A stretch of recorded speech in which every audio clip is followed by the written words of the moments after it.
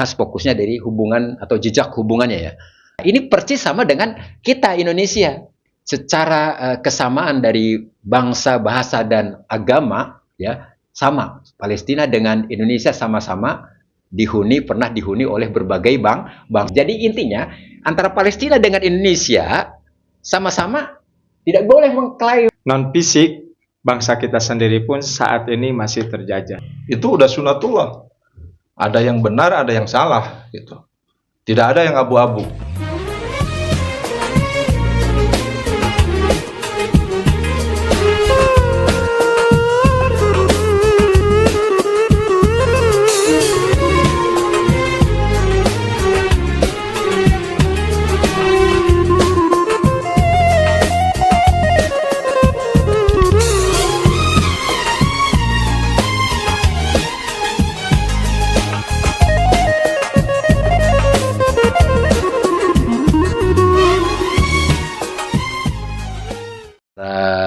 Ini sampai sekarang masih masih terjajah secara fisik ya.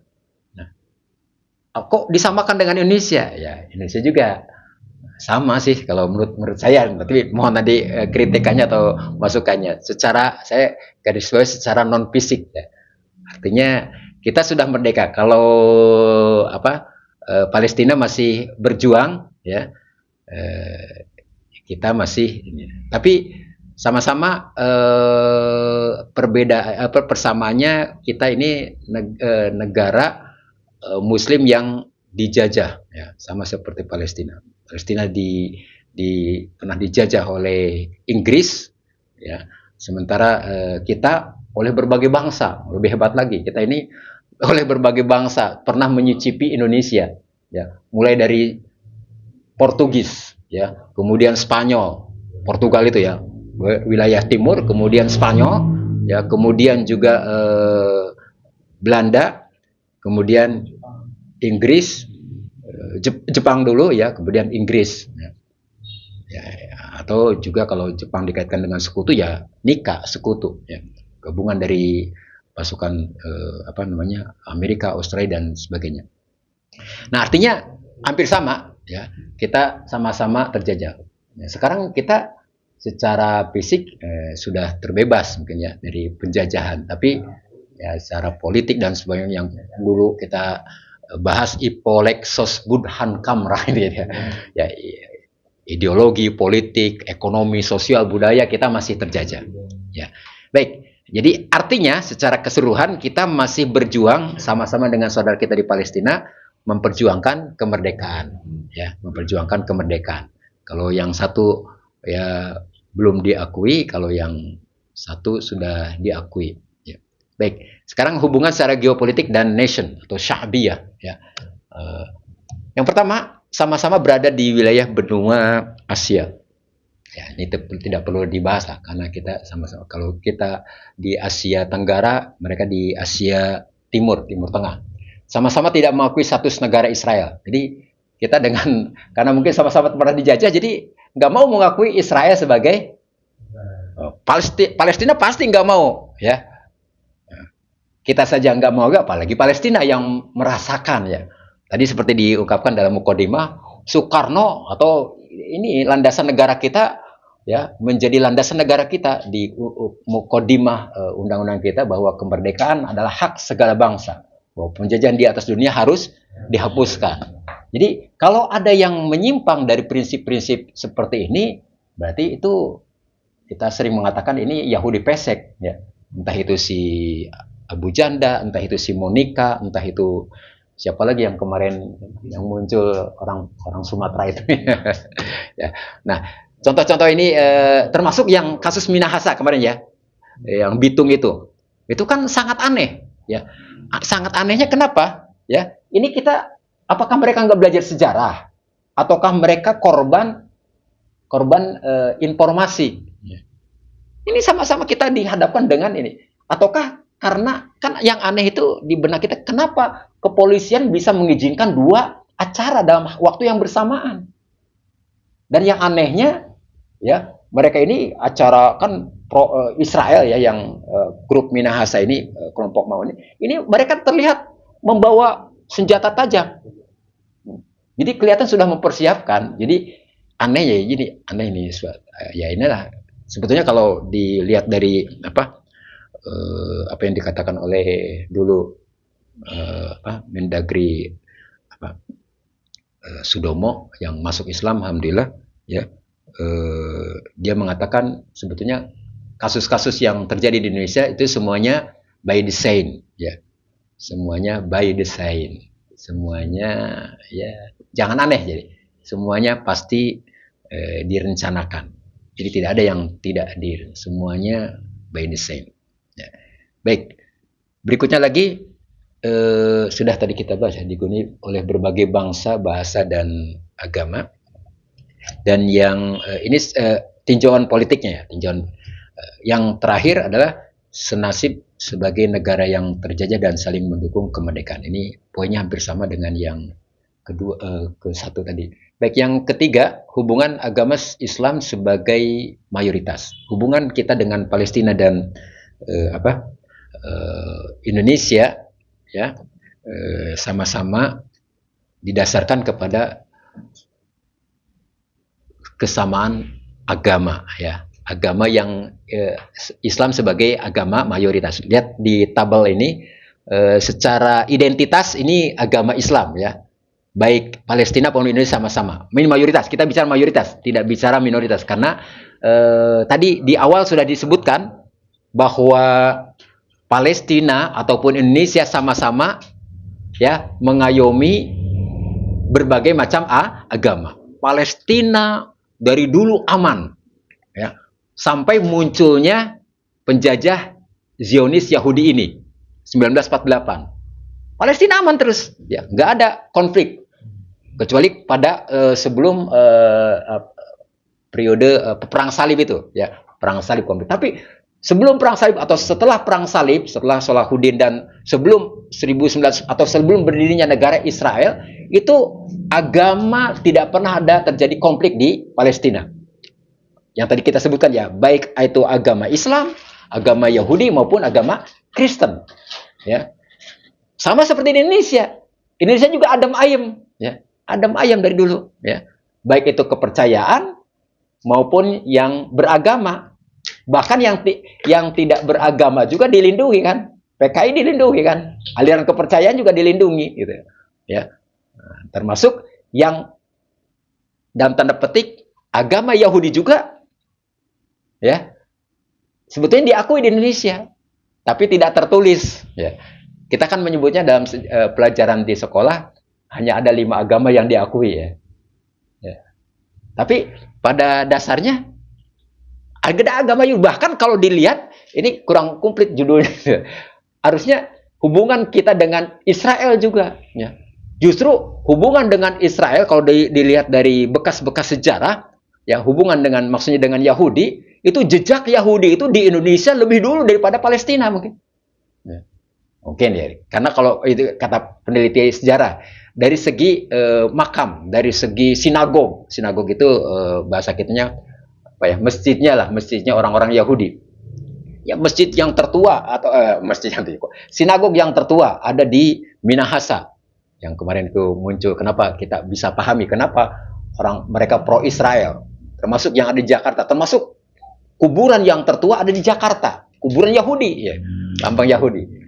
Kuburan termasuk yang ada di Jawa, di daerah Solo kalau nggak salah. Itu ternyata jejak-jejak Yahudi ada di Indonesia. Dan itu kalau kita katakan lebih dulu dari umat Islam, jelas salah. Karena faktanya Yahudi itu pasti datang dengan penjajah. Ya. Pasti dibawa oleh penjajah. Karena misi mereka itu selalu bikin kekacauan. Di mana-mana. Ya. Kekacauan baik negara maupun agama. Nah, di dalam sejarah perjuangan melawan penjajah Belanda, itu kita dipelajari ada orang-orang yang pro kepada Yahudi. Ya. Mungkin nanti muncul seperti Louis Dekker dan sebagainya. Itu kan muncul dari gerakan-gerakan Zionis ya, Masuniyah atau Zionis Yahudi yang muncul di Indonesia. ISDV itu ya, atau sistem perdagangan yang diinikan oleh Belanda itu pada hakikatnya Yahudi, ya. Yahudi yang numpang kepada agama Kristen Belanda, Kristennya Kristen Protestan Belanda itu, ya. Nah, ini ya, artinya Yahudi dari dulu selalu begitu, berkamuflase, bermuka ganda, ya. Nah, jadi secara kesamaan agama kita satu identitas dengan kaum muslimin Palestina, mayoritas Islam, ya.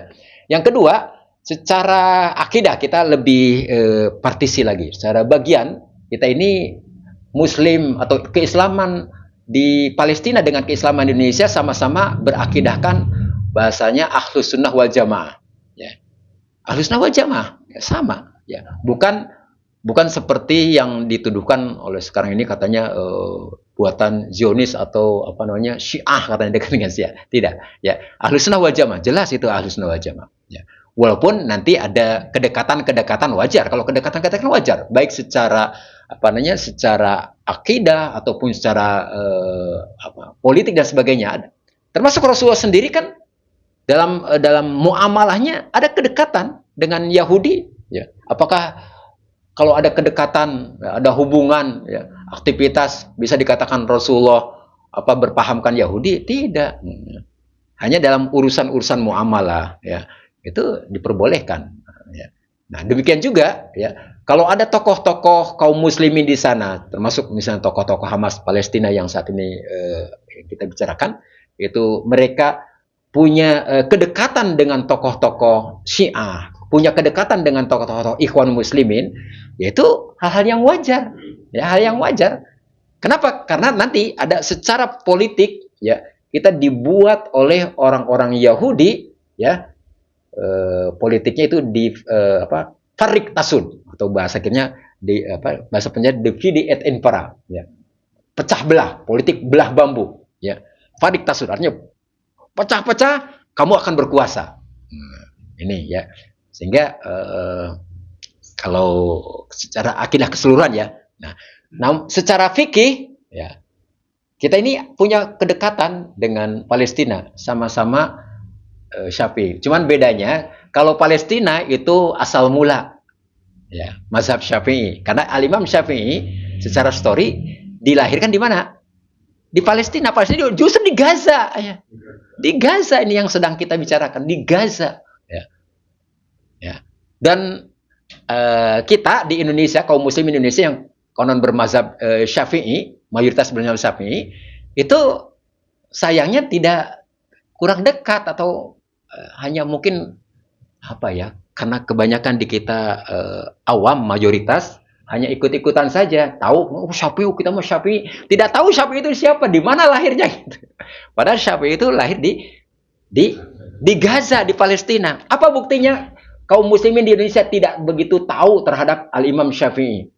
Buktinya yang pertama menghimbau untuk kunut, ya, atau untuk boikot itu dari Muhammadiyah yang dituduh oleh orang-orang NU, ya, sebagai Wahabi katanya.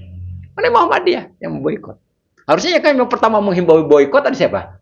NU harusnya yang menyatakan dirinya pengikut Syafi'i. Ini kalau kita bicara kelompok-kelompok, ya. Karena ini kita bicara kelompok secara fikih, ya. Yang kedua yang mendeklarasikan atau yang mengumumkan atau menghimbau secara resmi ke jamiyahnya untuk kunut nazilah, mana? Bukan NU lagi, Persis. Persatuan Islam Persis. Yang dituduh juga oleh orang-orang NU, orang-orang Syafi'i katanya sebagai Wahabi, ya. Karena dulu kalau dilihat dari pola pendidikan pesantren Salafi atau Syafi'iyah di Indonesia, itu ternyata walaupun menyatakan pengikut atau penyebar pelanjut ajaran Imam Syafi'i, tapi masyarakat di grassroots, ya, masyarakat masyarakat umum lah, termasuk kiai-kiainya sendiri, tokoh-tokoh pesantren, sayang mereka tidak memperkenalkan ajaran Imam Syafi'i. Kalau kita telusuri, ya, ke pondok-pondok pesantren Syafi'i, itu ditanyakan kitabnya apa? Ujukan fikih. Pasti Safinah, pasti Takrib, pasti Kifayatul Akhyar, nggak jauh dari itu, ya. Ketika ditanyakan mana kitab Imam Syafi'i, nggak ada. nggak kenal bahkan. Saya ini langsung belajar dari ustadz yang dari pesantren. Saya didikan pesantren NU ya. Ketika saya nanya ke ustadz saya, Ustadz maaf, saya pengen tahu seperti apa kandungan kitab Al-Um. Apa itu Al-Um? Jadi seolah ustadznya sendiri asing gitu dengan kitab susunan yang disusun oleh tokoh Imam Syafi'i. Ya, kalau kita bandingkan dengan Persis, justru Persis itu menyebarkan ajaran Syafi'i, mazhab Syafi'i. Lihat dari buku-bukunya, yang dari Pak Ustadz Irfan, ini dari Bentar ya, dari yang dekat dengan Persis pasti tahu gitu ya. Di pesantren dulu belajar apa? Bukhari kan? Bukhari itu siapa? Tokoh Imam Syafi'i. Ya. Tokoh dari mazhabnya Syafi'i. Kemudian kitabnya kitab apa? Bulughul Maram kan? Kitab fikihnya Bulughul Maram. Kitab fikih besar. Ya. Kitab Bulughul Maram. Bulughul Maram itu yang menyusunnya siapa? Nah, itu kan Ibnu Hajar ya. Ibnu Hajar ini yang mensyarah kitab Fathul Bari, ya, yang mensyarah kitab Sahih Bukhari berjilid-jilid itu. Dan Imam Ibnu Hajar, tokoh Imam Syafi'i itu lahir juga di Palestina. Kan jadi aneh kan kalau sikap kita secara baik, kita lihat implikasinya ini mungkin yang perlu kita pertajam. Bagaimana implikasi dan sikap dari tiga hubungan yang tadi disebutkan, hubungan secara histori, hubungan secara nation, kebangsaan, dan hubungan secara tadi yang ketiga, hubungan secara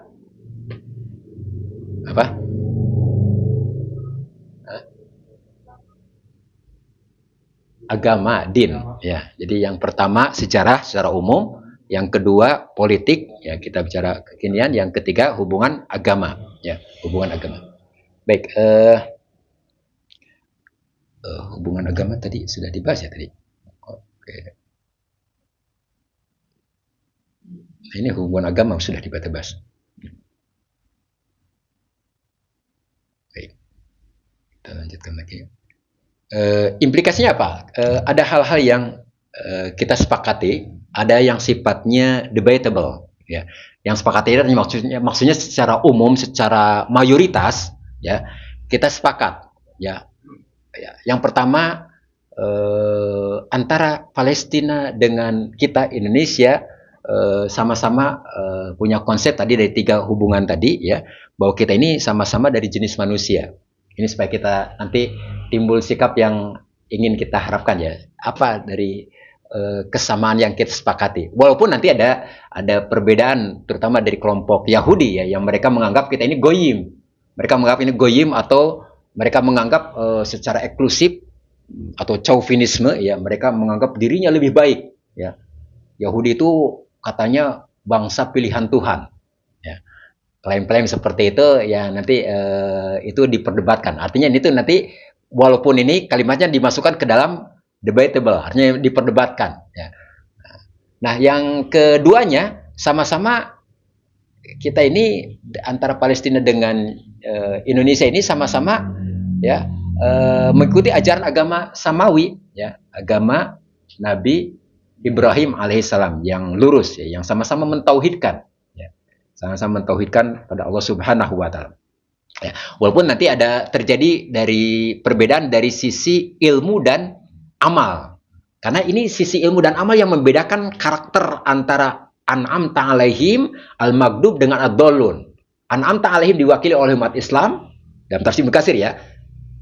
Maghdub tadi sudah kita bahas diwakili oleh Yahudi. Sementara ad-dallun diwakili oleh Nasrani. Pertanyaannya, kenapa Al-Imam Ibnu Katsir mengklasifikasikan Yahudi ini masuk ke dalam kelompok maghdub? Karena mereka punya ilmu, punya teorinya, mereka diajarkan atau diutus para nabi dan rasul pada orang-orang Yahudi, namun prakteknya tidak ada. Ya, mereka tidak mau mengamalkan. Nah, akhirnya Allah murka. Nah, itulah disebutannya maghdub. Mereka orang yang dimurkai, punya ilmu tapi tidak diamalkan.